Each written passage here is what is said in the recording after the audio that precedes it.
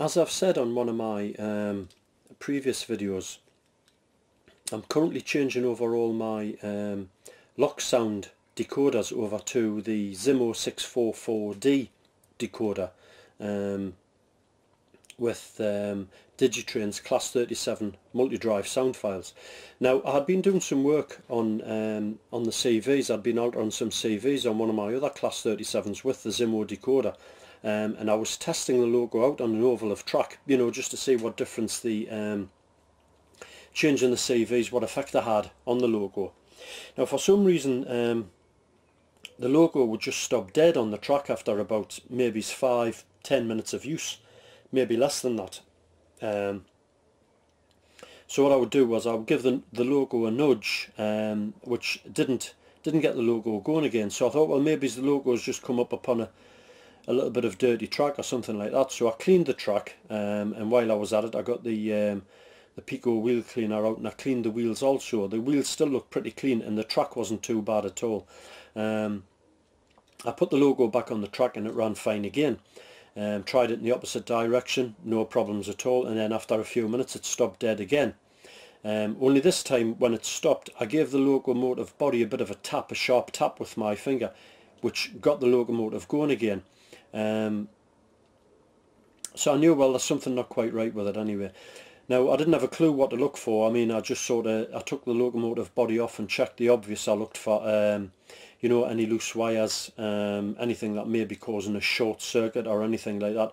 And everything looked in order. The pickups, the bogie pickups were clean. The wires was still attached to the pickups. You know, couldn't find anything wrong. I tried lubricating the locomotive, thinking there might be a bit of a, I don't know, a bit of a dry spot on one of the the gear train or something like that, and that was nothing at all. It all looked in order. So I put the body back on, tried it again. After a few minutes it stopped again, so I knew, well, you know, there was definitely something wrong somewhere. So I took the body back off again, had a quick look over, couldn't find anything. So I did a search online, and some of the guys online was saying that the wires under these plastic caps can sometimes cause problems.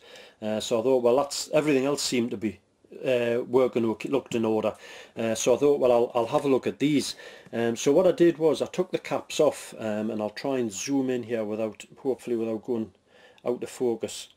And I don't know if you can pick that out on the camera there, but the wire comes through a little hole in the circuit board here, and the wire is just simply bent over the top into place. It's not actually soldered. I don't know if you can see the wire moving there with the screwdriver. Now I went on and I checked the rest of these. I took the little plastic caps off, and all the other ones are exactly the same as well. There's none of them soldered, even on these ones down here on each side. So I thought, well, that may well be what the problem is. It wasn't until I looked closer, the wire on one of these, as I said, this isn't the locomotive that I had the trouble with. It was another one, but I thought, well, I'll take this one apart and I'll solder these ones, you know, just to show you what I did, and also in case anybody else is maybe having problems with erratic run. You know, this may well be what the problem was. But anyhow, on one of the ones that I did, the wire wasn't even looped over the top there. It was just sort of within the hole. I don't know how it was making any contact at all, to be honest with you. And I thought to myself, well, that's got to be what the problem was. And I thought, well, the easiest way to remedy this is just going to be, you know, a little bit of solder onto the contacts there, and that should make everything okay. Now, it's actually dead easy to solder if you just check first of all that the wire is actually in contact with a printed circuit board there, which these two are.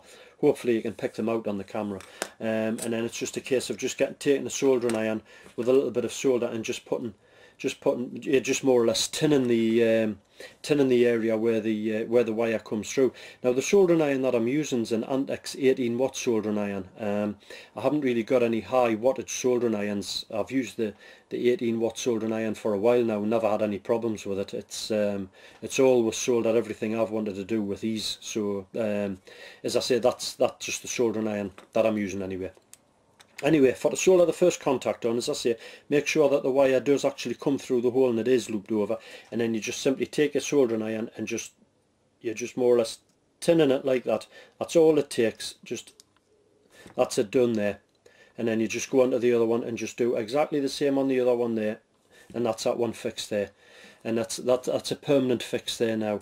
Now you may find that when you come to put the little plastic caps back on again, they may or may not fit over the tops of the contacts, because obviously you've built that area up with solder now, so the plastic cap may or may not fit. I'll try and get that one back on to show you. It has gone back on there. Sometimes they go on so far and then they sort of spring back off again by themselves. The solder tends to push them off. But I mean, looking at the contacts there, I mean, if we pull this one along and take that end one off there, this one's like a double one. It covers two contacts there, and you can pretty much see there that even if you left the plastic caps off, there's no way that you know, you could cause a short in any way at all. It would be quite safe to leave them off. In fact, even if you wanted to, you could probably solder the wires onto the top of the circuit board instead, and not bother, you know, not bother with the plastic caps. As I say, it's very unlikely that anything would happen for to cause a short circuit, so I think that would be fine doing that. And I'll just do them two as well there. You can see those two's done now, which it's dead easy to do, and as I say, it makes for a more permanent fix there. So I hope the video has been of some use to you anyway. So if you have any Locos that maybe is running a bit erratically, if you have the same sort of setup as what there is on the Bachmann Class 37, yeah, if you want to take the plastic caps off and have a look at the wires and solder them on, it may well solve the problem for you. So as I say, I hope the video has been of some use to you, so I'll speak to you soon. Cheers, bye.